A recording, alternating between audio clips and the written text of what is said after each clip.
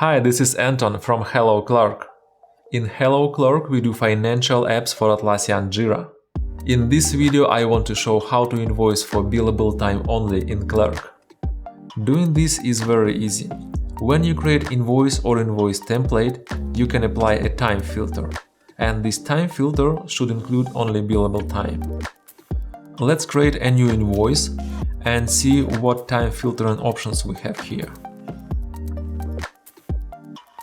You can filter time by different parameters. For example, you can create custom issue field with name task type, which will help to separate billable and non-billable tasks. And we can apply it as a time filter. Or if you are using Tempo Timesheets, you can include Tempo billable time only.